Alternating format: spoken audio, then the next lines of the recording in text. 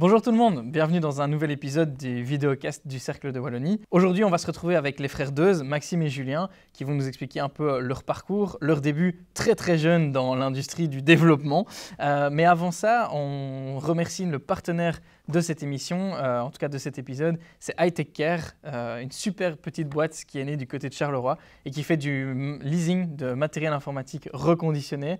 Ça vaut vraiment la peine d'aller voir un peu ce qu'ils font parce que ça permet aussi à votre entreprise d'abord d'avoir du matériel de très haut niveau pour finalement des dépenses relativement faibles et puis en même temps d'améliorer votre ESG parce que tout ce matériel-là, c'est des tonnes et des tonnes de matériel informatique que vous faites économiser à la planète. On remercie Hightech Care et son fondateur Gianni Sergi de nous faire confiance pour cet épisode. On n'en dit pas plus, on se retrouve maintenant avec les frères Deuze. On a commencé à faire des jeux vidéo à 13 ans et maintenant on est une boîte de plus ou moins 40 personnes et on vous explique tout au cercle.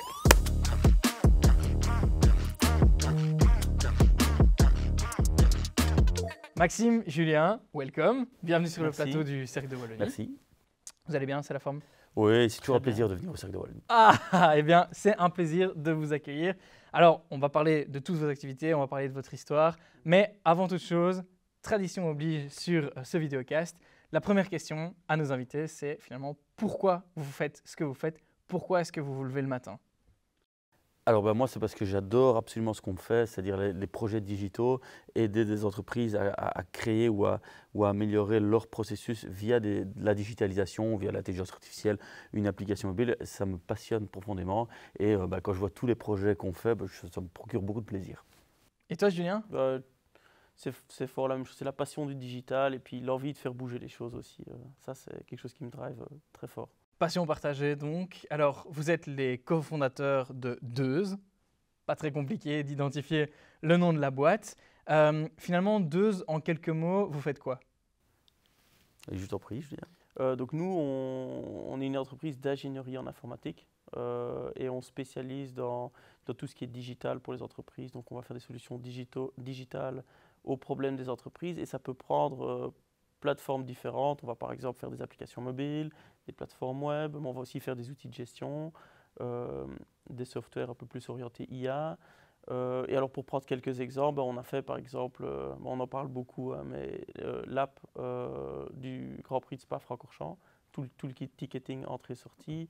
On va avoir fait pour une PME Vétardent qui est un vétérinaire d'urgence sur Liège, tout leur système informatique et leur outil de gestion.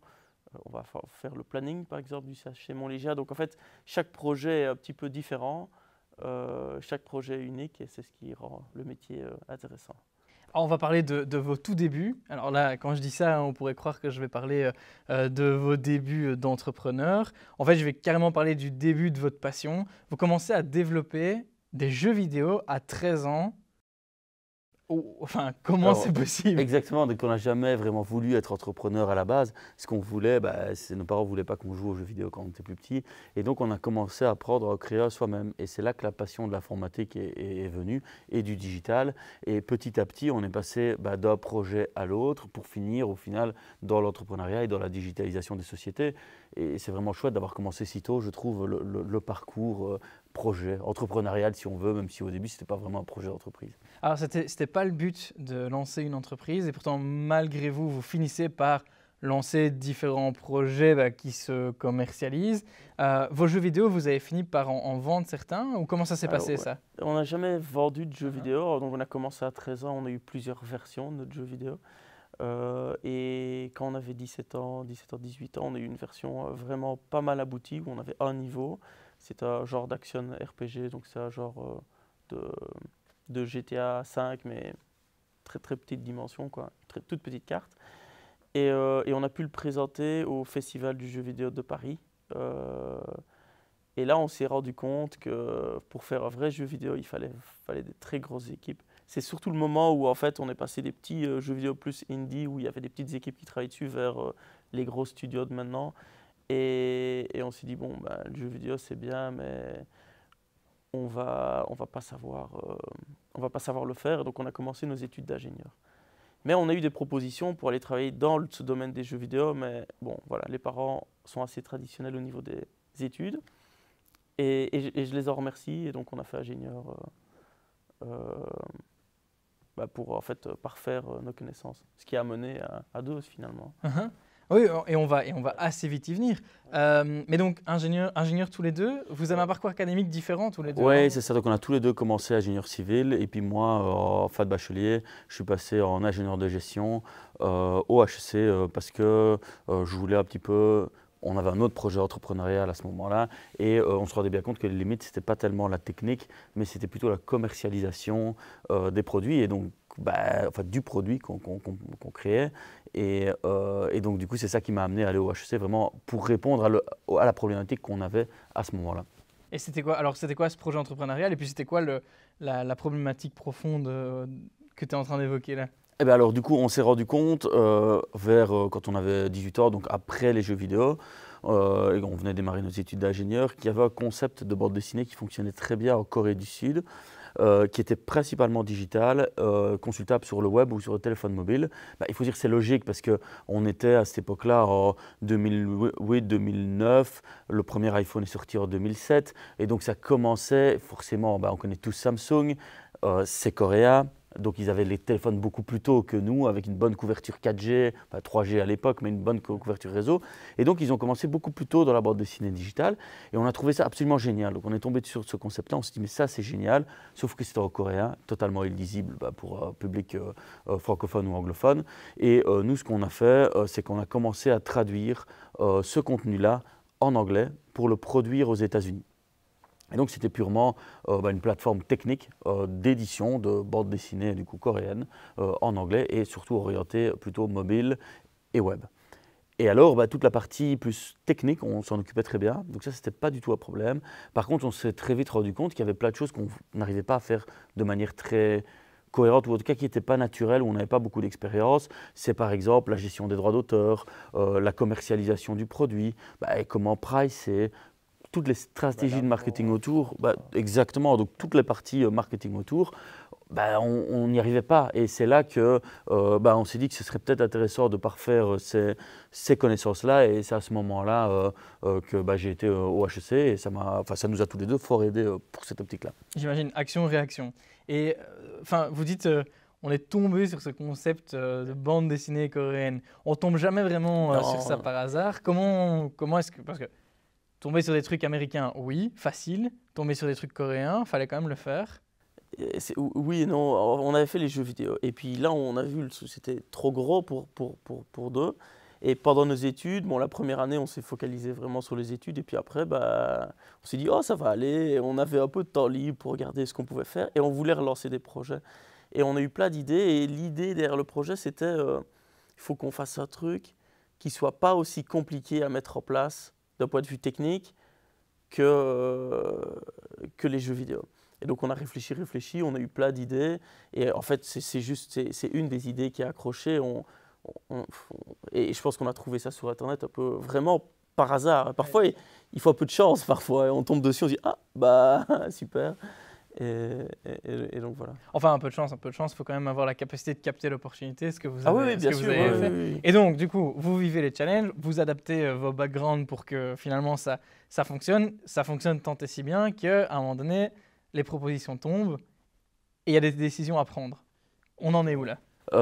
Du coup, on a reçu, on avait été contacté notamment par Casterman, enfin par une personne de chez Casterman et aussi par un Américain qui s'appelle Shang Kim, qui venait de quitter Google et qui était d'origine coréenne, qui avait très bien vu la popularité du concept en Corée et qui du coup s'est dit je vais lancer ça aux États-Unis. Et quand il a lancé ça, il avait bien compris qu'on était déjà l'acteur principal, petit acteur principal, mais quand même déjà bien implanté. Et comme il avait reçu quand même beaucoup de financement, notamment du directeur technique de Facebook à l'époque, mais je parle quand c'était c'est toujours très grand Facebook, mais là c'était vraiment la prochaine réussite, il a reçu beaucoup d'argent et lui, c'était plus ça pour lui de racheter un concept qui fonctionnait déjà et donc de ne pas démarrer à zéro, mais de démarrer déjà avec un peu plus de 100 000 lecteurs mensuels pour aller plus vite par la suite. Et ça lui a plutôt bien réussi. Oui, ça lui a plutôt bien réussi. Ah, tu voulais dire, Julien? Oui, parce que Max dit, oui, c'est un petit site, c'est vrai, de l'ordre mondial, c'est un petit site. On avait quand même 100 000 lecteurs Oui, c'est ça. Ah oui, oui. 100 000 lecteurs À l'échelle de la mensuels, c'est Belgique, énorme. c'est beaucoup. Ah oui, à l'échelle de la Wallonie, c'est très gros, mais bon, à l'échelle mondiale, c'est très acceptable, mais ça reste plus petit. Mais enfin, et je pense qu'il y a quand même une certaine fierté à le dire, c'est qu'au final, effectivement, Shanking rachète Ouais. votre projet, vous propose même de continuer l'aventure, mais ça, on en reparlera, parce que c'est un point très intéressant, les décisions que vous avez prises à ce moment-là, surtout à un très jeune âge. Vous avez quel âge là, à ce moment-là? On 20... devait avoir 22, 23 ans, 22, ouais, 23 ans. peut-être 21 ans, oui. on est assez C'est quand jeune. même des choix cornéliens à cet âge-là, mais on va y revenir, c'est un point vraiment pertinent. Mais ce que je voulais, ce que je voulais dire ici, c'est qu'au final, quand même, belle fierté, puisque après, Shankim va racheter le projet et va finir par le revendre 510 millions ou quelque chose comme ça. Ouais, c'est ça, ouais. J'imagine quand même que quand on est à l'origine de ça, on peut quand même en être fier. Et Bon Sens est né en Wallonie, quoi. Exactement, et on a toujours des bonnes relations avec Shankim, mais on est très fiers de ce qu'il a réussi à faire avec son équipe. Alors évidemment, ça a pris presque 10 heures de plus, il a mis beaucoup de travail, le concept qu'il a revendu n'est pas du tout le même que ce que nous on a mis sur le marché, mais globalement c'est quand même une fierté de dire que ce que nous on a démarré, c'est devenu quelque chose de gigantesque.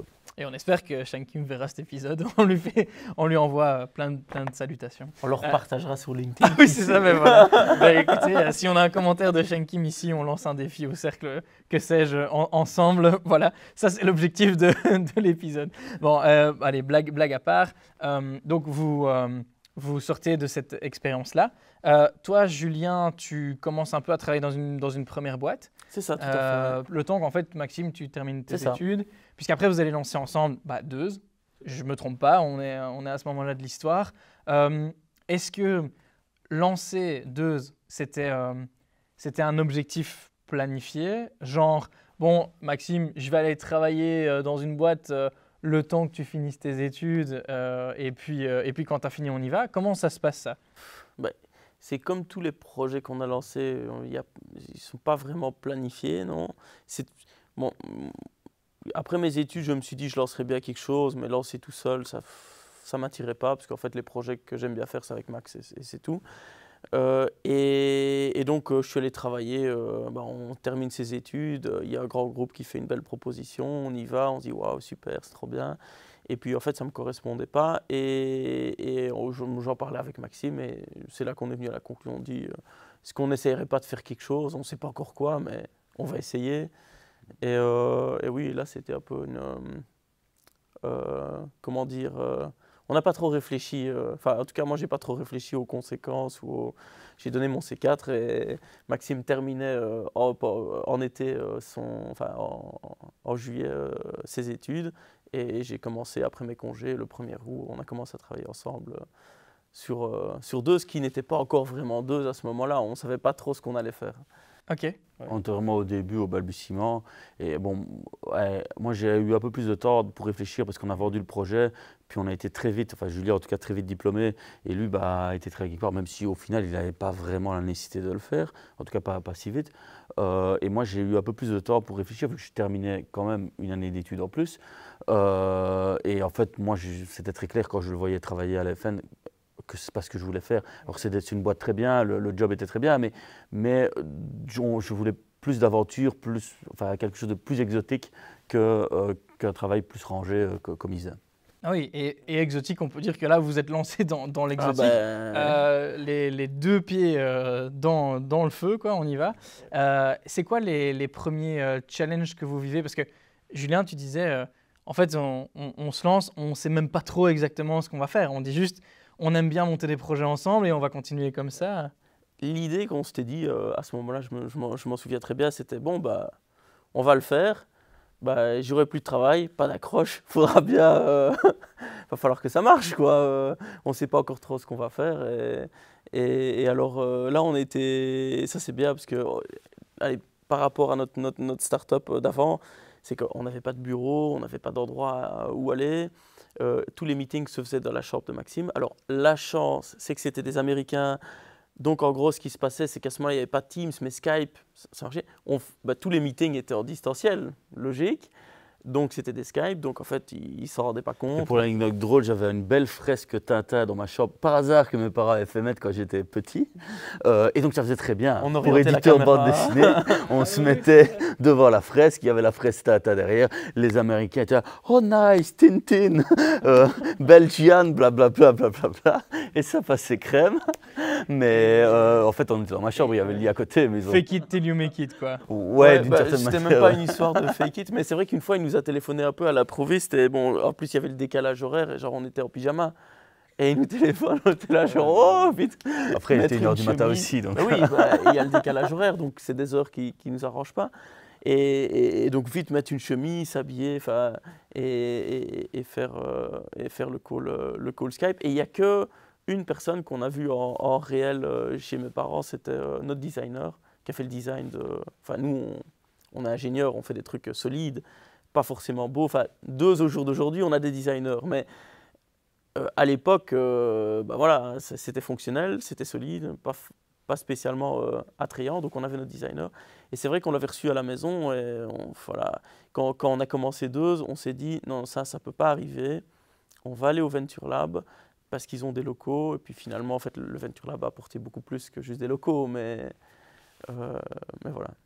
Bah oui, et on en vient à ça justement, parce que vous faites partie finalement d'une génération de jeunes entrepreneurs, allez, une des premières qui a bénéficié du boost de tous ces incubateurs, puisque le Venture Lab a une partie, sauf si je me trompe, mais d'incubation de start-up.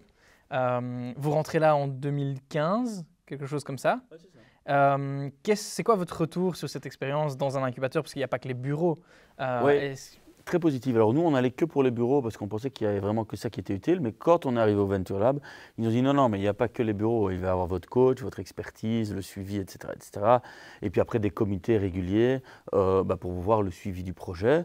On se dit, bon, ça ne sert un peu à rien, mais au moins, ils nous donnent des bureaux gratuitement, donc c'est super. En fait, notre idée de base était totalement fausse. La vraie valeur de ces incubateurs-là, c'est justement dans le coaching. Nous, on a eu du coup 2 coachs, 2 entrepreneurs qui ont eu pas mal d'expérience et qui ont réussi à faire grandir leurs entreprises quand même à une certaine taille. Il y a par exemple Olivier de Wessège, et alors on avait Olivier Malu aussi, qui a fait New Pharma. Enfin, pas tout seul, mais ils étaient plusieurs. Mais bon, c'est des entrepreneurs chevronnés qui permettent de montrer la voie et de ne pas faire des erreurs qu'on aurait fait sinon de manière totalement naïve. Et ça nous a été vraiment très utile, je pense, parce que nous, on sortait un peu de... on vient de vendre notre entreprise à Silicon Valley, donc ça le fait quand même, globalement. Et auprès de nos amis, etc., on était quand même les gars qui avaient vendu leur entreprise à Silicon Valley alors qu'on n'avait pas terminé nos études. Mais c'est quand même très important de revoir un coach comme ça qui remet en perspective et qui nous remet, de manière humble d'une certaine manière, à se dire, en fait, on ne connaît pas tout, ils ont beaucoup d'expérience. Il y a beaucoup de choses que, oui, on est peut-être plus avancé que d'autres, mais il y a beaucoup de choses qu'on ne sait pas. Et ils nous ont beaucoup challengé, ce qui a permis de faire, pour moi, le succès de l'entreprise que c'est aujourd'hui. Je ne dis pas qu'on n'y serait pas arrivé, mais on serait certainement arrivé beaucoup plus lentement au résultat actuel. Non, c'est sûr. Ça vous a fait quoi d'ailleurs? Est-ce que vous êtes parvenu facilement à, comme tu disais, passer des gars... Allez, à l'américaine, voilà, j'ai revendu ma boîte dans la Silicon Valley, c'est la classe. Tous les jeunes entrepreneurs qui démarrent rêveraient que ça leur arrive.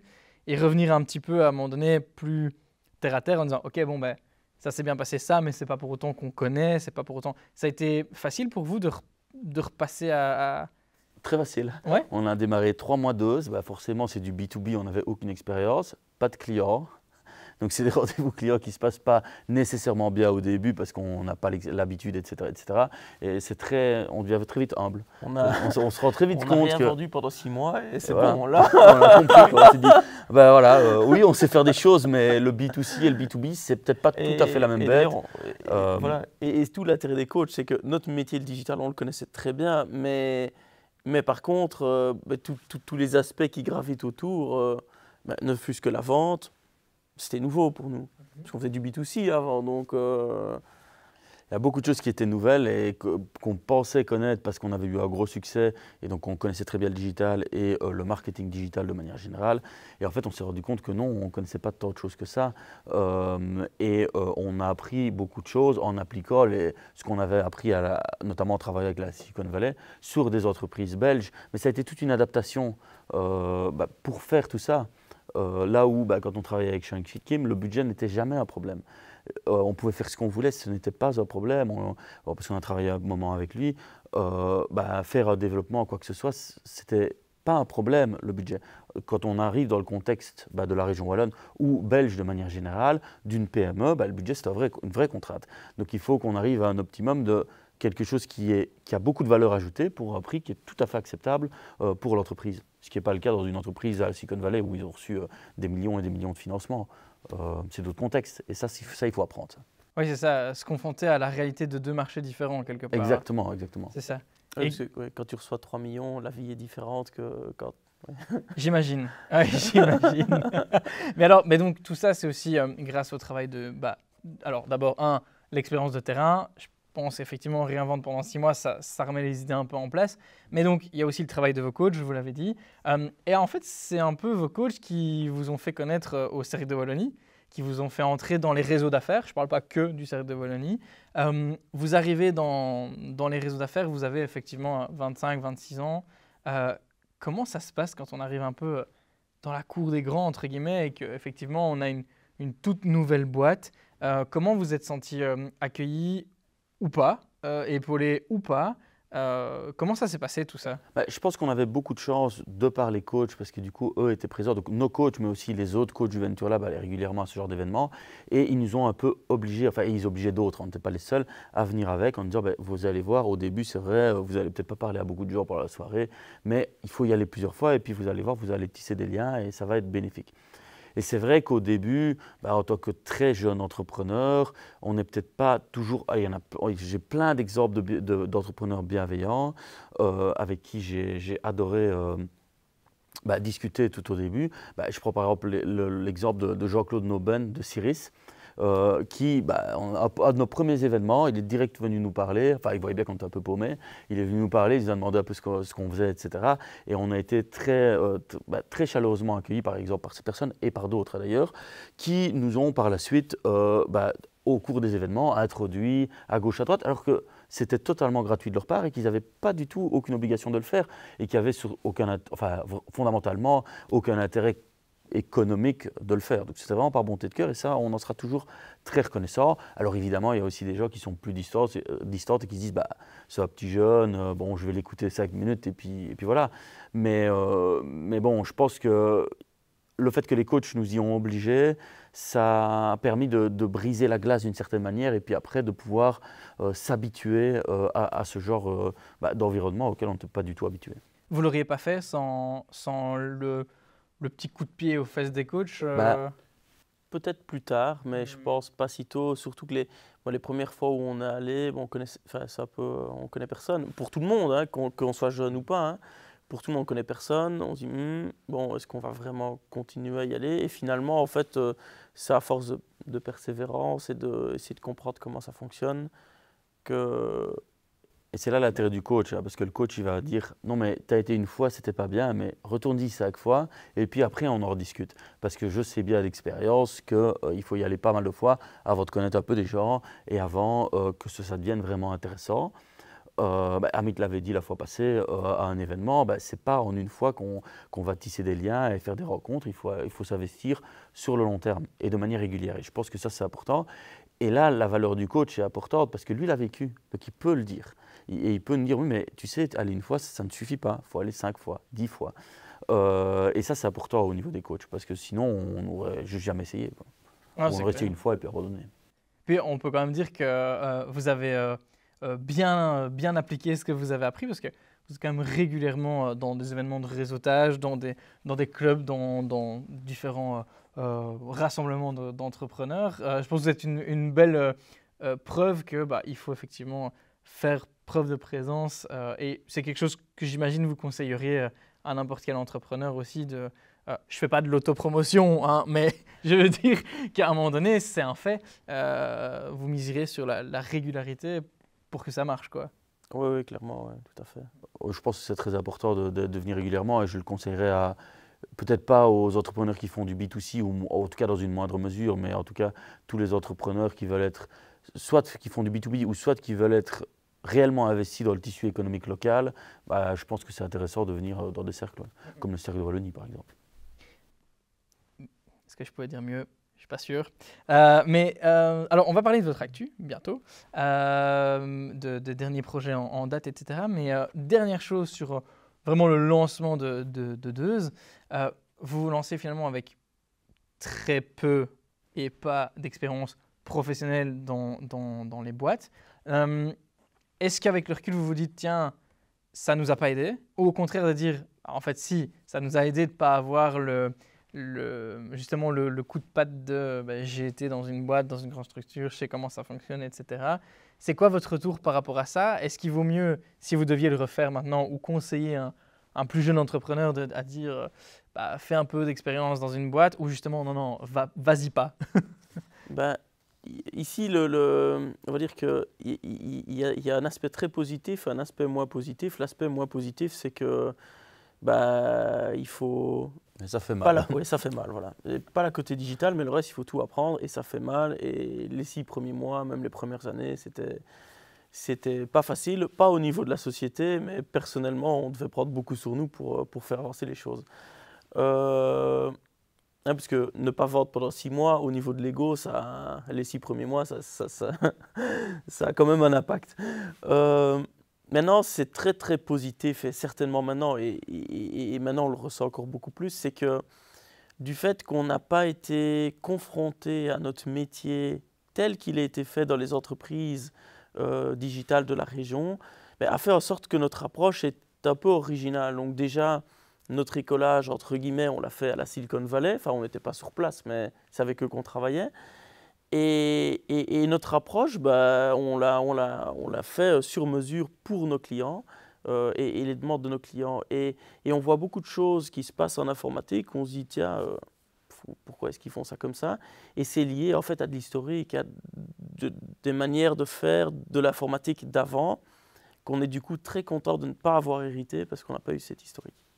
Et c'est ça, ça a vraiment permis de faire votre propre méthodologie, votre propre patte à vos travaux, à vos projets, quoi. Voilà. Cool. Et parmi ces projets, l'année passée, 2023, il y a quand même un de vos projets, une app, qui arrive top 1, dans le top du top des téléchargements. Vous êtes au-dessus de Messenger, vous êtes au-dessus de tout le reste. Il se passe quoi? C'est quoi cette histoire, quoi?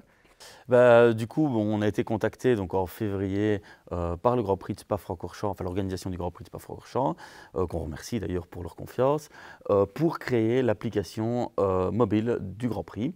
Et alors, le Grand Prix c'était en juillet, on est en février, l'application est quand même assez ambitieuse. On s'est dit, faut qu'on la fasse, faut absolument qu'on termine pour mai, quand les gens vont avoir leur ticket. On se met d'accord avec le Grand Prix, on commence cette application-là. Et c'était vraiment très important pour nous qu'elle soit parfaite. Et je pense que c'était quand même relativement le cas. Et d'ailleurs, ça s'est vu au nombre de téléchargements très très important qui nous a mis devant Booking, alors qu'on est en juillet, donc la période où normalement les gens installent Booking. Booking, Airbnb, Messenger, et on était vraiment hissé au top de l'App Store pendant plus ou moins un mois pour le Grand Prix. Donc vraiment, pendant une semaine, vraiment très très haut, en première ou deuxième position. Et puis après le reste du temps, pendant un mois, dans le top 10 des apps, ce qui est exceptionnel. Même 2 mois avant le Grand Prix, ça a commencé à augmenter. On se dit, oh super, bien, bien. Puis quand on est arrivé dans le top 10, on se dit, c'est pas possible, on n'y croyait plus. Ça a continué à augmenter jusqu'au jour du Grand Prix où on était dans le top 1. C'est devant Messenger, devant TikTok, devant Facebook. Enfin, ça fait quand même beaucoup d'apps qui sont quand même fort utilisées. Et ça, c'est très chouette. Ah ouais, c'est chouette de voir la montée des téléchargements. Ouais. Est-ce qu'il n'y a pas un moment donné où le côté tech que vous êtes Oui, commence si. à dire ouais Il y a quand là même beaucoup de monde, oui. Il y a beaucoup de là, monde, ça il ne faut va pas que ça beaucoup de plante. monde. Si, il y a toujours ce Ouais. risque-là, mais on avait tout fait pour que ça n'arrive pas et on était très conscients. Surtout qu'en fait, avec notre premier projet, donc Web2Neuf, donc de bande dessinée, il y avait déjà quand même pas mal de gens et on a continué l'évolution du coup avec le projet Tapas de Shankim et on savait bien ce qu'il fallait faire pour justement absorber un grand nombre d'utilisateurs. Et on avait appliqué toutes les techniques pour SpaceGP, mais bon, ça reste quand même un événement sur 3 jours. Un événement sur 3 jours, c'est pas comme un logiciel habituel qui va durer 1 an, et puis si ça plante un jour, c'est pas trop grave, il y a 360 et des jours pour rattraper le tir. Non, non, le Grand Prix, c'est 3 jours. On plante un jour, c'est 1 jour sur 3. Quand C'est on un fait une tiers de nouvelle, l'année, quoi. ouais, c'est un tiers de l'année. Quand on fait une nouvelle publication sur l'App Store pour corriger un bug ou faire une mise à jour, Apple prend généralement 3 jours et 1 semaine pour l'approuver. Donc s'il y a un problème le premier jour du Grand Prix, on est foutu pour les 3 jours. Ça veut dire que l'app, elle ne fonctionne juste pas pendant 3 jours. Et ça, ce n'est pas acceptable. Et donc on a mis beaucoup de sécurité en place pour faire en sorte que ce soit qu'il y ait vraiment peu de chances qu'elle plante. Et on est très content que ça arrive. Mais c'est vrai que quand on voit le nombre de téléchargements, on se dit mais où est-ce que ça va s'arrêter? Et à un moment donné, il n'y a rien à faire. S'il y a des millions et des millions de personnes qui l'utilisent, oui, ça va quand même finir par planter, quoi. Ouais, et j'imagine qu'on peut même pas prévoir le coup en faisant des tests. Parce que comment veux-tu tester On avec peut la- faire des tests de charge, donc on peut simuler donc ce qu'on avait fait, mais ça reste jamais une vraie utilisation. Et donc, surtout, la couverture 4G, Orange a fait du très bon travail, il y avait de l'Internet partout, mais 400 000 personnes en endroit, on ne peut pas simuler ça. On peut simuler 400 000, ou 100 000 appels sur l'app à un moment T, mais on ne peut pas simuler la couverture 4G. Est-ce qu'elle sera bonne, pas bonne, qu'est-ce qui va se passer? Et on n'a pas vraiment, peut faire plein de tests, mais le vrai test, ce sera le jour J. Alors que dans quand même une bonne partie des applications qu'on fait ou des plateformes qu'on fait, on peut mettre en production, ça ne se passe pas bien, on fait marche arrière tout de suite et on revient sur l'ancienne version ou sur l'ancien logiciel, le temps de corriger. Ici, ce n'était pas possible, c'était juste... et je Fallait y vais- aller au feu, quoi. Exactement, et je vais illustrer par un autre exemple qu'on a mis ici en ligne récemment. Donc c'est pour l'application, enfin pas pour l'application, mais pour l'application web de réservation de Paradisa. Donc la nouvelle application de réservation où on peut réserver les lodges, son séjour, etc. Et typiquement, là, qu'est-ce qu'on a fait? On l'a mis en ligne de manière plus ou moins fantôme, sans faire une grosse promotion autour, pour voir s'il y avait de la charge ou pas. Et si ça plante, on peut repasser sur l'ancien système. Ce sont des techniques qui sont possibles dans ce cadre d'application-là, mais qui ne sont pas du tout possibles dans le cadre du Grand Prix. Ah non, ça c'est clair. Il y a En beaucoup tout de cas- gens aussi, mais du coup, on peut prendre moins de risques, en tout cas sur la mise en ligne. En tout cas, top parce que, allez, le Grand Prix comme Paradisa, belle carte de visite quand même. Et alors, on va essayer de leur filer un coup de main aussi. Si les organisateurs du Tomorrowland nous entendent, hein, et il faut refaire l'application de Tomorrowland. On a 2 frères ici qui sont au top du top avec des équipes dingues. Et voilà, comme ça, le message est passé. Parce que j'ai entendu que c'était une des ambitions. Non, mais ce serait super chouette. C'est un des autres gros événements belges, on aimerait vraiment l'avoir. Maintenant, je sais pas qu'ils ont déjà une application qui est pas trop mal. Donc, Et après, on parle beaucoup des grands noms, mais il faut savoir qu'on travaille beaucoup avec des PME aussi. c'est d'ailleurs la majorité de nos Ouais. clients. Bah, bien sûr, ici, allez, c'est parce que c'est toujours chouette de mettre coup de projecteur sur les noms très connus. Mais vous avez combien de clients à l'heure actuelle? Ici, on a une centaine de clients et ça va des startups qui vont se lancer où ils sont peut-être 3-4, aux PME de 10-20 personnes, aux multinationales où ils sont 10-20 000 euros, 20 000 euros moins, 10-20 000 dans le groupe. Oui, tout à fait. Mais donc, et j'imagine aussi que c'est des demandes et des challenges totalement différents, mais chacun à leur échelle tout aussi important, quoi. Tout à fait. Tout à fait. Alors, on va parler un petit peu maintenant des entrepreneurs que vous êtes et puis des relations, parce qu'en fait, finalement, vous êtes 2 managers de vos équipes, managers de votre boîte. Alors, la vie entre frères, je suis bien placé pour le savoir, c'est pas tous les jours d'une facilité remarquable, mais alors, j'imagine que la vie professionnelle entre frères, c'est quand même totalement différent de la vie entre cofondateurs, je vais dire, classiques sans lien de famille. C'est quoi les challenges de tout ça? Moi, j'ai jamais travaillé avec un autre que mon frère. Du côté de notre papa, il travaillait déjà avec son frère, donc on voyait que ça se passait bien, donc on ne s'est jamais vraiment posé de questions. Il faut dire ce qui est, c'est qu'on n'est pas toujours d'accord, mais on est souvent alignés. On peut avoir des petits moments où on n'est pas d'accord, mais mais 2-3 heures après, on est aligné. Donc en vrai, ça se passe plutôt bien. Alors, est-ce que c'est parce qu'on est frères jumeaux ou je ne sais pas mais... Les astres s'alignent plus facilement. Et après, on est frères jumeaux, c'est vrai, mais on n'a pas du tout le même caractère et on est très complémentaires. En tout cas, dans le métier, moi, je veux plus m'occuper de la partie marketing et commercial et Julia plutôt de la production. Enfin, c'est pas dire que je ne suis pas sur projet parce que j'aime tellement ça que je suis tout le temps sur projet, mais je m'occupe quand même plus du marketing et Julia s'occupe plus alors de la partie technique et vraiment de la livraison des projets. Et je pense que ça, c'est une force d'être complémentaires et de ne pas être tous les deux exactement dans le même moule, même si physiquement, on se ressemble quand même pas mal. Bah oui, effectivement. Et alors, tiens, tu disais très vite, voilà, Julien a plus pris le pli sur l'aspect technique, technologique, et puis toi, Maxime, tu as plutôt pris l'aspect marketing, commercialisation. C'est un truc qui s'est fait naturellement ou comment vous vous êtes rendu compte? Pas du tout. Alors, il y a une chose, c'est Max est plus créatif et moi, je suis plus carré. Du coup, ça se met très bien qu'il fasse vente et marketing et moi, production. Mais ça a été un petit peu à hasard. Enfin non, quand on a fait le choix, on s'est dit, mais oui, mais pourquoi pas? Pourquoi on l'a pas fait avant? Un mois après, on s'est dit, mais pourquoi on l'a pas fait avant? Mais non, le choix était un peu voilà, forcé. Donc c'est pré-Covid, on est, je sais pas moi, 10-15. Et moi et Max, c'est encore une start-up et on fait tous les deux de tout. On fait de tout et bah, ça marche comme ça marche, mais à 10-15, ça va, mais un peu plus pas. Le Covid frappe à notre porte. À ce moment-là, il faut savoir qu'on avait plus ou moins 2 mois de planning complet à 100%. Et bah, en une semaine, enfin vraiment très très rapidement, bah, on descend à 2 semaines de travail. Et en fait, c'est tous les clients qui téléphonaient pour reporter, pour mettre en pause, pour plein de choses. On n'avait personne qui nous contactait pour un nouveau projet. Enfin, les gens avaient peur du Covid. Et là, on s'est dit, ouf, c'est quand même 2 semaines de travail, c'est pas beaucoup, hein, c'est demain, quoi. Et là, on a décidé que Maxime allait se focaliser 100% sur tout ce qui était vente et marketing. Et moi, j'allais faire tout ce qui était production parce que le problème, c'est qu'on avait peut-être 2 semaines de travail, mais on avait des projets qui terminaient, donc la pression au niveau des projets était quand même là.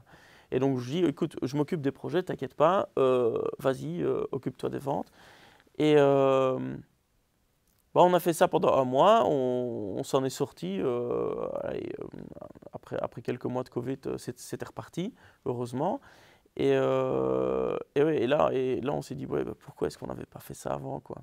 Et c'est un peu cette décision, je pense, qui nous a permis d'atteindre sur le assez court terme les 25-30 personnes, parce que structuré comme ça, c'était beaucoup plus logique, beaucoup mieux. Et d'ailleurs, on avait un de nos coachs, justement, pour revenir sur les coachs, qui, dans un autre contexte, nous avait dit, notre premier gestionnaire de projet, on n'avait pas vraiment du travail pour un gestionnaire de projet, mais on cherchait aussi une communicante. Donc nous, on cherchait un profil qui faisait les deux.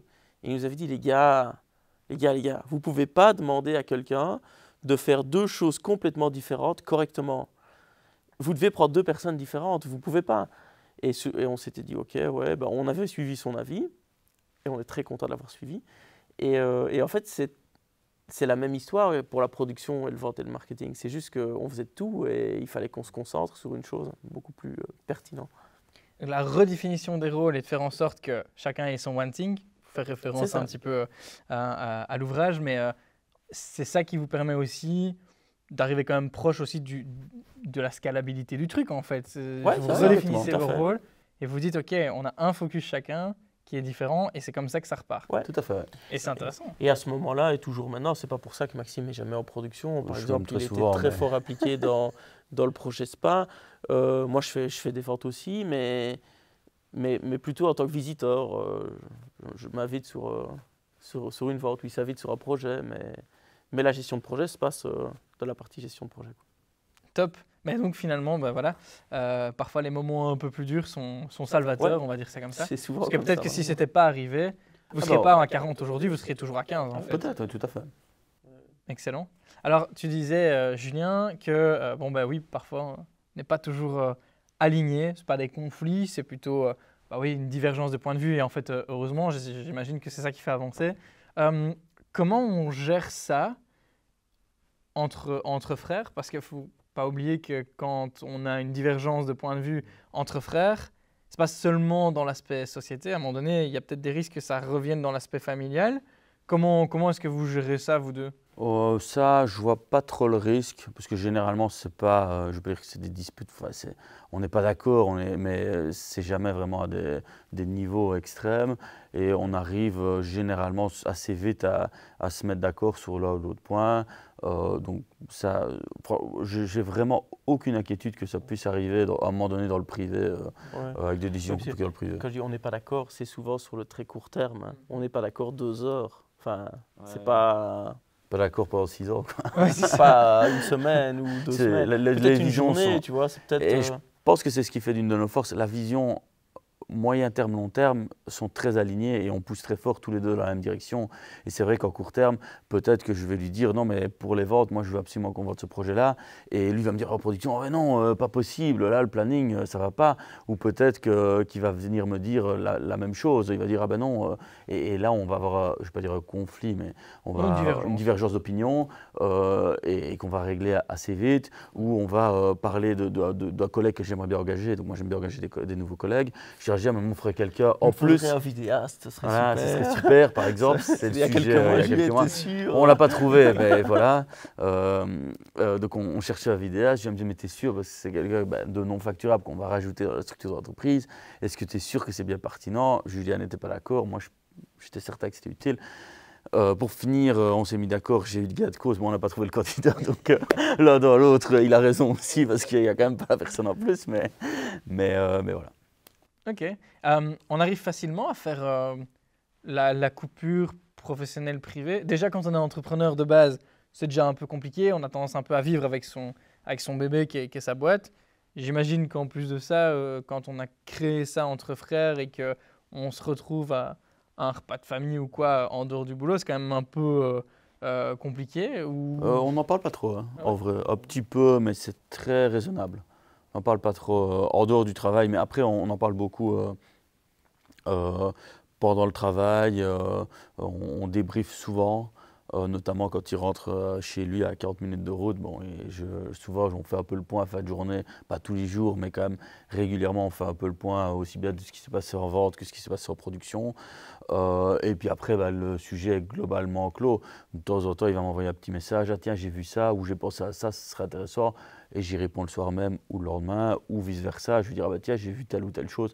Souvent aux États-Unis, on va voir là ou l'autre concept aux États-Unis, c'est souvent la nuit qui publie. Donc je le vois à ce moment-là, et puis je me dis, ah bah tiens, intéressant, je revois. Mais bon, on travaille toujours un peu. Enfin, en fait, en vrai, on travaille toujours 24 heures sur 24, 7 jours sur 7, mais de manière raisonnable, je pense. Vous auriez envisagé, parce que vous avez dit au début de l'interview, finalement on n'avait pas on ressentait pas la nécessité d'entreprendre, ça nous est tombé dessus. Ouais. C'est un petit peu ça que vous expliquez. Mais est-ce qu'au fond de vous, vous auriez pu envisager, alors avec un peu de recul maintenant, d'avoir une carrière pas d'entrepreneur? Vous auriez pu l'envisager maintenant que vous y repensez? Est-ce que vous y avez déjà repensé? Moi, je crois pas. Je voulais vraiment faire, enfin, je voulais pas à la base, mais en fait, quand on a fait des projets avec mon frère, qu'on a eu le contrôle, etc., c'est quelque chose que je n'aurais pas voulu faire le chemin inverse. Voilà. Mais après, je pense qu'il n'y a pas de mal de vouloir le faire. C'est juste qu'à force de décider soi-même, de pouvoir faire quelque chose d'une ou l'autre manière, et ben, ça me convenait très bien et je crois que je n'aurais pas voulu faire autre chose. Et toi, Julien, et toi qui as eu quand même une expérience pro, alors ok, c'était pas exactement ce que tu voulais, mais quand même. Peut-être que ça aurait été, peut-être, mais je pense que j'aurais eu une tendance à quand même vite m'ennuyer, à vouloir faire bouger les choses et j'aurais probablement voulu prendre la voie de management et ça aurait peut-être pas avancé assez vite à mon goût. Et comme j'aime bien faire bouger les choses, je pense qu'à un moment donné ou à un autre, je m'aurais quand même. Oui. Alors, pour revenir sur ce que j'ai dit tantôt, je pense que ça aurait pu aller si j'étais allé travailler quelque part et que j'avais eu un manager qui m'aurait donné beaucoup de liberté et beaucoup de choix. Tout à fait. Et là, j'aurais pu faire beaucoup de choses. Je pense et j'aurais été satisfait. Mais dans un cas contraire, je pense que non, ça n'aurait pas été possible. On entend beaucoup parler d'intrapreneurs, de personnes qui créent une structure dans une entreprise. Ben, typiquement, ça m'aurait très bien convenu, comme pour Max, d'avoir de la liberté, les risques qui vont avec, mais de la liberté d'action, de pouvoir faire avancer les choses. C'est clair. Enfin, de toute façon, on ne réécrit pas l'histoire, puisque aujourd'hui, l'histoire, elle est très belle, parce que Deuze, une année sur deux, grandit x2, elle double de taille. C'est génial. Vous êtes aujourd'hui avec 40 collaborateurs. C'est énorme. Vous avez 35 ans. Ouais, c'est ça, ouais. pas encore, 34. Ah, va, 34. Ouais, mais c'est une histoire de C'est jour, une histoire de jour. Ouais. Ouais, voilà. Mais à mon avis, au moment où on regardera cet épisode ensemble, on aura 35. vous aurez 35 ans. Vous avez à peine 35 ans, vous avez 40 collaborateurs, une super équipe. Ça se voit directement quand on les croise. On voit que les gens sont contents, c'est génial. Comment est-ce que vous gérez une croissance pareille? Comment vous faites? Alors, je vais te laisser répondre. C'est pas toujours facile parce que dans les périodes de forte croissance, ça crée de la pression sur l'équipe et pour décharger l'équipe, on prend beaucoup de pression sur nous. Et d'ailleurs, c'est ce qui arrive parce qu'on fait x2 tous les 2 ans, mais on ne fait pas plus 50% chaque année. Il y a toujours une année où on grandit plus que celle d'après.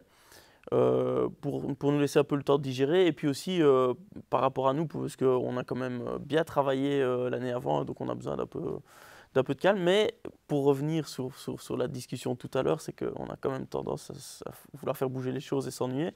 Souvent on passe par une période de 6 mois un peu plus calme et puis on se dit bon voilà, qu'est-ce qu'on va faire?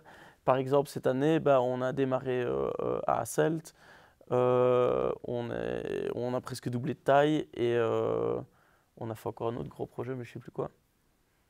On aurait peut-être dû faire... Oui, les bâtiments. Et les bâtiments, on va déménager. Et à réfléchir après coup, parce que là, voilà, il faut assumer, donc on travaille beaucoup. Je me dis, on aurait peut-être dû faire 2 des 3 projets, et pas les 3, ça aurait été plus réaliste. Mais ça aurait été plus facile, pas ça plus aurait été plus réaliste. facile. Voilà. Ouais. Un petit coup de gourmandise, on va dire. Voilà, c'est ça, mais du coup, on travaille Après, beaucoup, ça se quoi. mettait comme ça et on s'est dit, bon, voilà, des fois les projets... je pense que pour les projets, il faut toujours rester un peu ouvert et puis des fois, ils nous tombent dessus. Je pense que c'est pareil pour tous les entrepreneurs. On reste un peu ouvert aux opportunités, aux possibilités. On a beaucoup de demandes sur Liège. On serait bien bête de ne pas agrandir l'équipe. On voulait se lancer parce qu'on veut devenir un acteur important en Europe. Déjà, en Belgique, ce serait déjà un bon point. Aujourd'hui, on a une bonne réputation en Wallonie. En Flandre, on est relativement méconnu. Enfin, en tout cas, il y a un an, on était relativement méconnu. On s'est dit, pour arriver à nos objectifs, il faut qu'on ait une présence en Flandre. Donc, on doit démarrer le plus tôt possible notre bureau en Flandre parce qu'il n'y a rien à faire, hein. On plante la graine, puis il faut l'arroser, et puis ça prend du temps, hein. Malheureusement, il faut laisser le temps au temps. Et à un moment donné, la filiale à Hasselt grandit. Et aujourd'hui, on le voit bien, on a commencé nos efforts, on a commencé à parler d'Hasselt il y a 1 an et demi, presque 2 ans. On a effectivement commencé avec le bureau en septembre. Aujourd'hui, on a du travail pour environ 5 personnes. Déjà pas mal. Donc c'est déjà pas mal du tout à Hasselt et on voit bien que c'est quelque chose de relativement lent entre guillemets. Parce que doubler c'est bien, mais quand on double, on est de 1, on passe à 2, puis de 2 à 4, puis de 4 à 8, et puis de 8 à 16. Et puis là, ça commence à devenir vachement plus impressionnant. Mais ça prend du temps. Oui, c'est vrai qu'on a oublié de préciser, mais vous n'êtes pas seulement à Liège, vous êtes à Bruxelles. On est à Bruxelles et aussi. on vient de parler d'Hasselt. Donc vous faites quand même déjà les 3 régions, hop, Exactement. emballer, c'est pesé, mais effectivement, ça prend du temps. On en parlait des cercles, par exemple. On va quand même pas mal au cercle de Wallonie ici en Wallonie. On va à la CCI Liège vers Vieux-Namur. On va aussi aux événements de l'UE, enfin de ACT maintenant, régulièrement. Donc on a une bonne présence et un bon réseau sur l'écosystème wallon. On démarre en Flandre, on n'a pas de réseau en Flandre. Et la Flandre et la Wallonie, c'est relativement hermétique, on ne se parle pas trop. Et donc, c'est recommencer ce travail-là. Et comme j'ai dit tout à l'heure, il faut s'investir longtemps. Et ce n'est pas après un rendez-vous, il en faut 5, il en faut 10, etc. Et donc, du coup, c'est tout un effort qu'il faut faire suffisamment tôt pour espérer arriver à quelque chose à un moment donné, quoi. Oui, ça vous fait prendre conscience de la puissance du réseau, en fait. Oui, tout à fait, exactement. Vous avez senti ça? Vous êtes arrivé en Flandre, vous connaissiez personne, et vous sentez que ça change tout? Ah oui, en septembre, on n'était personne. C'était beaucoup plus compliqué que c'est à Liège parce que, oui, même il faut recommencer à zéro, quoi. C'est reset. Après, on a quand même un avantage, c'est que les salaires sont quand même plus compétitifs en Wallonie. Par compétitif, j'entends moins élevés en Wallonie de manière générale. Les coûts sont moins élevés en Wallonie. Donc, on est compétitif au niveau du prix. en Flandre par rapport à nos concurrents flamands qui sont sensiblement plus onéreux que nous. Et ça, c'est quand même très intéressant parce que ça nous Deuxième permet... avantage qu'on n'avait pas Ouais. vu aussi, c'est que la Wallonie et plus particulièrement tout le bras entre Charleroi et Liège, c'est lié au passé industriel. On est très très fort en ingénierie, mais on s'en rend pas forcément compte. Et maintenant qu'on est en Flandre, en fait, c'est vraiment un atout par rapport, en tout cas, sur Gand, je ne sais pas, parce qu'on n'est pas sur Gand, on n'est pas sur Anvers, mais dans le labour, on a des compétences techniques très très fortes par rapport à ce qu'on peut trouver là-bas.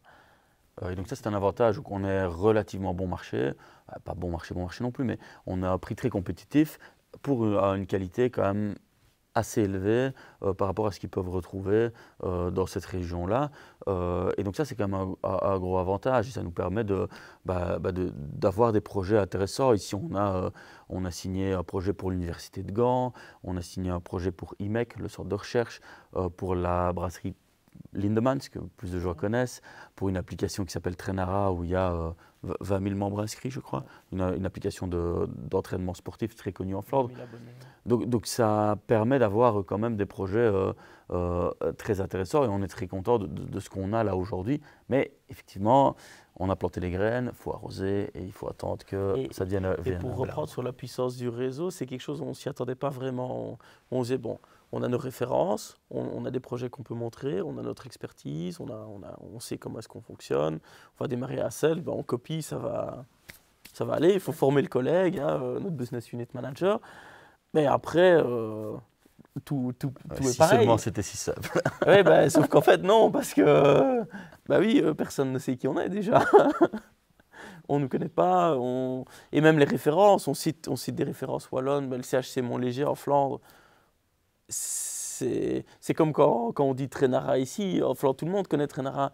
Enfin, tous les coureurs connaissent Trainara. En Wallonie, les coureurs, ils ne connaissent pas Trainara. Donc c'est une certaine c'est un vrai travail. Mais après, c'est intéressant, on a des bons résultats, donc on est assez content. Et comment vous avez fait pour justement créer votre réseau en Flandre ou comment vous faites? Parce que c'est quand même tout récent si on parle du mois de septembre. Il y a quand même bien moins d'un an. C'est quoi vos techniques? Vous recommencez les cercles d'affaires là-bas? Vous traînez un peu dans les réseautages? On a une petite chance, une chance quand même, c'est qu'on a fait une bonne partie de nos études du côté flamand, mais juste au-dessus de la frontière. Et il y a quelques amis de l'époque, connaissances, on les avait plus vus depuis, qui sont dans des cercles d'affaires et que j'ai croisés par hasard dans des cercles d'affaires. Et puis alors sinon, oui, on s'est inscrit au cercle d'affaires, et on va aux événements, on apprend à connaître les gens. Et on refait quelque chose qu'on n'avait plus fait depuis 6-7 ans. On recommence à zéro. Recommence à zéro. Le cold calling. Retour à zéro, retour aux bases. Retour aux bases. C'est pas vraiment zéro, c'est retour aux bases. Et ça, c'est chouette. Aussi, on a engagé un business unit manager, donc un responsable du bureau, quand bien même il n'avait pas beaucoup de gens à gérer au début, vu qu'il n'y avait pas de collègues, mais pour aussi avoir une présence un peu plus forte et avoir quelqu'un avec déjà un peu d'expérience, même s'il n'a pas énormément d'expérience, il est assez jeune, il a de l'expérience, mais il est assez jeune, il doit avoir 30 ans, un truc comme ça, mais qui permet d'avoir une présence quand même locale avec un homme fort sur place. Ça, c'est important quand même. Et pour l'instant, ça porte bien ses fruits, donc on attend de voir ce que ça va donner, mais je pense que ça va bien grandir. Cool, en tout cas, on peut que vous le souhaiter. Moi, j'arrive tout doucement un petit peu à la fin de nos échanges. C'était passionnant. Il y a quand même un truc que j'aimerais évoquer, un dernier truc que j'aimerais évoquer avec vous, qui me tient particulièrement à cœur. C'est qu'il y a un journaliste un jour qui vous a posé la question. En fait, on va revenir un petit peu en arrière. Quand vous avez revendu votre boîte à Shankim, il vous a dit, mais les gars... vous venez avec, si vous voulez, vous gardez même des parts dans la boîte, etc., ce que vous n'avez pas fait, mais vous venez bosser aux États-Unis, etc., et vous avez répondu, non, nous on reste en Wallonie. Moi personnellement, Julia c'est pareil, on aime beaucoup notre région, et c'est ici qu'on voyait plutôt notre vie que là-bas. Et je pense que c'est important pour la Wallonie que les talents de demain restent en Wallonie et ne partent pas aux États-Unis, parce que sinon on enrichit les États-Unis, plus spécifiquement dans ce cas-là la Silicon Valley, alors qu'au final je pense que même si la Wallonie aujourd'hui est peut-être économiquement plus faible. En tout cas, depuis qu'on a démarré, je vois que la dynamique est très positive. La Wallonie va de l'avant, ça se voit, ça se sent. Quand on a démarré, c'était beaucoup plus difficile, je trouve, de commencer son parcours entrepreneurial. Aujourd'hui, quand je vois les jeunes qui démarrent au Venture Lab ou dans d'autres incubateurs étudiants, eh ben, ils sont bien mieux accompagnés. Il y a un écosystème beaucoup plus riche pour les aider à aller de l'avant. Il y a un rajeunissement de manière générale des cercles d'affaires. Et ça, c'est plutôt positif. Et je pense que c'est important de rester dans sa région et de faire avancer les choses là où on est et dans les régions qu'on aime. Avis partagé, Julien? Oui, tout à fait. Ouais. Donc la Wallonie, terre d'entrepreneuriat en tout cas, à vous entendre. Je pense que peut-être qu'on a moins d'avantages que ce qu'on pourrait avoir au nord du pays, surtout liés aux finances qui sont quand même plus fournies là-bas. Mais je pense que oui, la Wallonie a plein de potentiel. Il faut savoir l'exploiter maintenant. Mais ça, c'est une autre affaire. Hein. Et ça, la nouvelle génération que vous représentez, qu'on représente, j'espère, elle a pour ça. C'est un... Exactement. Et c'est une fierté de voir qu'on peut amener notre petite pierre à l'édifice. Tout à fait. Je pense que le message est bien passé. En tout cas, j'espère. Moi, il ne me reste plus qu'à vous remercier, Maxime, Julien, d'avoir partagé avec nous, quelque part, votre parcours et vos différents challenges. On ne peut que vous souhaiter le meilleur. C'est toujours un plaisir de vous avoir parmi nous. Bon succès pour la suite. Et puis, nous, on se retrouve bientôt pour un nouvel épisode des vidéocasts du Cercle de Wallonie. N'oubliez pas de vous abonner et de laisser peut-être un petit like ou un commentaire sur ce que vous avez entendu aujourd'hui. À très bientôt et puis continuez à nous suivre. Merci les gars. Merci. Merci.